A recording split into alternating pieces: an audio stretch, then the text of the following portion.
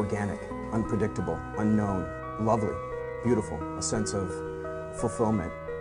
This is part of the pleasures of life and not the chores of life.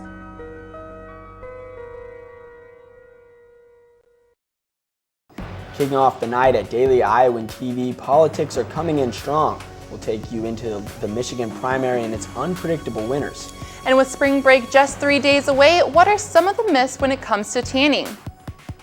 It was a multi-hit, multi-run day for Iowa baseball in their first midweek game. Find out more about Iowa baseball later on in the show.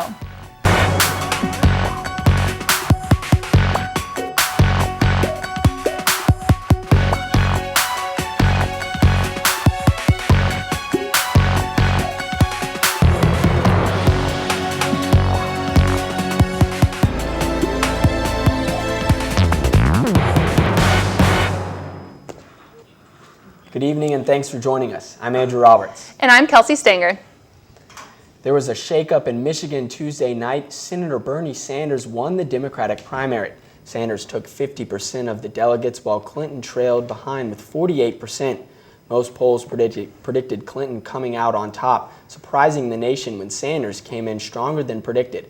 Republican candidate Donald Trump took the lead in the primary with 36% of the delegates, while Cruz came second with 24%. The Michigan primary adds one more state to Trump's belt after winning primaries in Mississippi and Hawaii. On top of the Sanders win wasn't the only surprise Monday night. The Michigan primary saw its highest voting record since 1972, with more than 2.5 million showing up to vote for the presidential primary. The 1.9 million 1972 record was shattered. In fact, some clerks reported the number of people being so high they ran out of ballots. This is a huge increase from the high number of absentee voters over previous years. The man who threw a tomato at Republican candidate Donald Trump back in January has pled guilty to disorderly conduct and is required to pay a $65 fine. Andrew Alamo was seen throwing a tomato at the candidate during his Iowa City presidential rally at the UI. The tomato did not hit Trump, but Alamo was spotted and immediately arrested. Police say the maximum punishment would have been 30 days in jail or a $625 fine.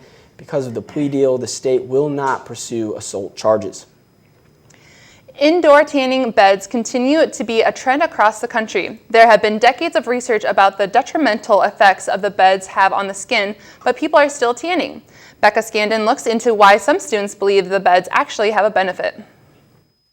With spring break right around the corner, many students are hitting the tanning beds to get a base tan before they go to the beach. I usually go in make sure I get a base tan, either outside if it's warm out. That's usually when I do it, to make sure I don't burn on vacation. But because it's not quite warm enough in Iowa City to lay out and get a tan, people all over campus are hitting the tanning salons to prep their skin for the sun. The people I know are going away for vacation for spring break. They're definitely going tanning. However, while many students believe that starting with a base tan is better for their skin, research from the Mayo Clinic suggests that there is very little evidence to back this up. However, what does help is protection from the sun. I do a minimal sunscreen, like a 15, to make sure I don't burn, because I don't want to really burn and blister, because that's just not fun, and that makes your vacation not fun. While tanning beds are dangerous, being outside without protection can be dangerous too. Whether you're staying in Iowa City this spring break or hitting the beach, make sure to protect your skin.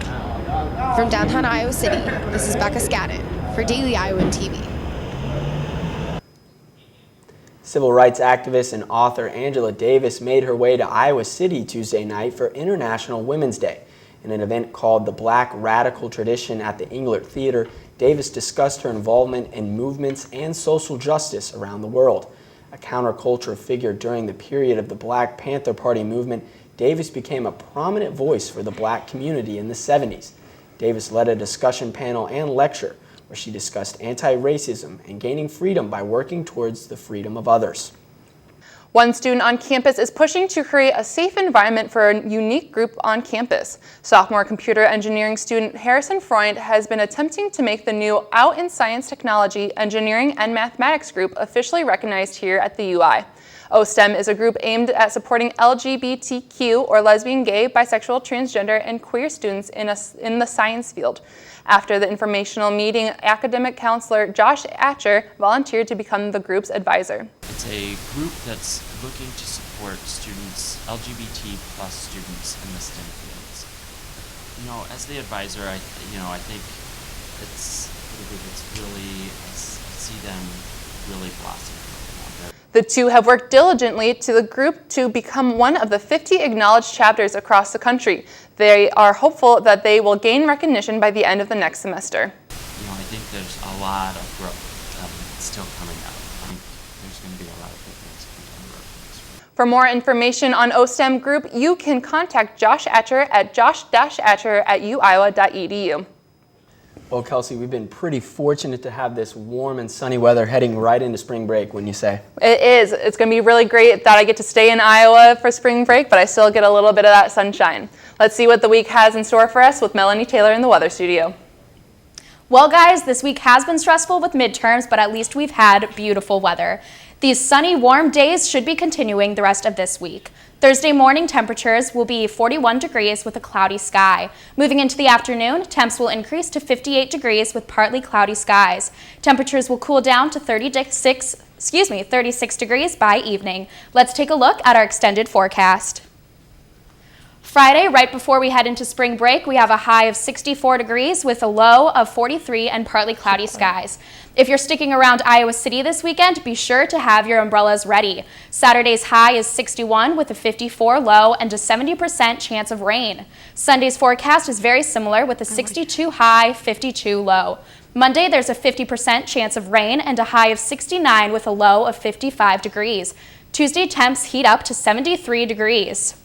Be sure to embrace these sunny days before this rainy weekend, Iowa City. Reporting from the weather studio, this is Melanie Taylor. Kelsey and Andrew, back to you. Many of you know author J.K. Rowling as the famous creator of Harry Potter, but the author now has a lot more than magic on her plate. The first story of Rowling's history of magic in North America has angered some members of the Native American communities. The story was criticized for lumping Native Americans into one group and rewriting traditions. Dr. Adrienne Keene of the Cherokee Nation took specific offense to Rowling's use of skinwalkers, which are people who can change into animals. In a blog post, she said Rowling was portraying the stereotype that Native Americans are mystical savage warriors who are able to speak to animals and conjure spirits. The box of chicken and walked out. Police are still in search of the man.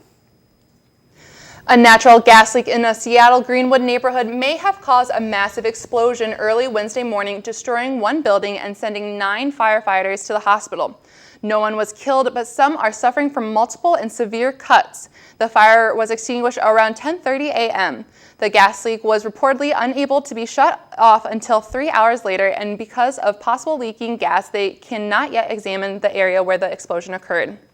If you happen to see a goat wandering around your local elementary school lawns, do not be alarmed. The Iowa City School District's physical plant director, Van Himmert, is suggesting schools use goats to clean the school's plants and weeds, and he's not kidding. After community school board meeting Tuesday evening, Iowa City schools will now use goats to improve playground spaces and schools. A $2,000 contract was settled by the school department with the Ames Grazing and Goat Rental Service Company known as Goats on the Go to get the job done. This is an alternative to using herbicides or manual labor to fight the weeds. Andrew, I think the University of Iowa should use the goats on the football field. Definitely, that would be a nice addition to making those fields look great. But let's send it over to the sports studio to hear more from Jordan Maloney and Holly Reimer. Guys? We are just one day away from the biggest time of the season so far for the Iowa basketball team, tournament season. Head coach Fran McCaffrey and his team will be watching closely to the results of the first game tonight in Indianapolis. And the Hawks will play the winner of the Illinois and Minnesota matchup. But tonight, we start with some Hawkeye baseball. While the basketball season is coming to a close, Iowa baseball had their first home competition on Tuesday afternoon. The team took to Duane Banks Field, and it was their first time for the fans to see the Hawkeyes in an extremely impressive midweek outing. Baseball season in Iowa City is just getting started. The University of Iowa baseball team was 3-6 going into their first home game against Northwestern College.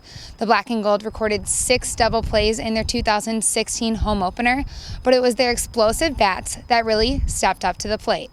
Recording 14 runs in their first 2 innings, the Hawkeyes came away with their 4th win of the season. While the offense was lighting up the scoreboard, the Iowa defense recorded 0 errors throughout the game. We played good defense all day long. The defense has settled down. The last 6-7 games we've played really, really well defensively. With a score of 28-0, the game was called after 7 innings, giving Iowa the shutout win on their home turf. I mean, obviously we want to protect our field. Getting that first win at Dwayne Banks is a really big deal for us. How would head coach Rick Heller describe the day? Everything went perfect today. It couldn't have been a better day. It started with the temperature and warm day, sunny day at home. We needed a day at home, and to have one this early in March was great for the guys. And what does this big win mean to the team? Confidence. Confidence-wise, I see guys starting to get where they need to be. I see our confidence back. That's a really big deal for us, and hopefully that just continues to carry on, and hopefully it just all comes together. With 28 runs, the Hawkeyes scored the second highest score in program history. From Dwayne Banks Field, I'm Jordan Maloney with Daily Iowa. The Hawkeyes are back at it again this weekend in Atlanta, Georgia with a 4-game series. Switching gears a little, 2 more Hawkeye wrestlers will be joining the wrestling team in New York in just 2 weeks. Iowa's 165-pounder Paul Rhodes and 285-pounder Sam Stoll were both looking in from the outside. Stoll finished the Big Ten Championship in 8th place, while Paul Rhodes finished the weekend in 7th place. Stoll has been battling an injury and had to forfeit his 7th place match, but the freshman picked up one of the 6 at-large bids and currently leads the Hawkeye team with 10 falls. Rhodes picked up his at-large bids after closing 13-11 in his senior season. We'll have more coverage on the Hawkeye wrestling team next week, as the squad is hoping to add more national championships to their long list of accolades. The men's Big Ten basketball tournament started on Wednesday afternoon with Minnesota and Illinois. As we said earlier in the show, the Hawks will play the winner of this contest. Rutgers will also take on Nebraska later Wednesday night. That's true, Holly, and Iowa will have their chance on Thursday. Iowa's 4 seniors plus a top scorer in Peter Jack have been very key this season for the Hawkeyes. But there is one freshman who is emerging at just the right time. Taylor Brooks has more. At the beginning of the Iowa men's basketball season, they knew if they wanted to be good as they wanted to be, they would have to get good production from their bench. Well, there's one Iowa bench player who has been getting more minutes than some. Christian Williams might have came from a small town, but he was ready for a Big Ten stage.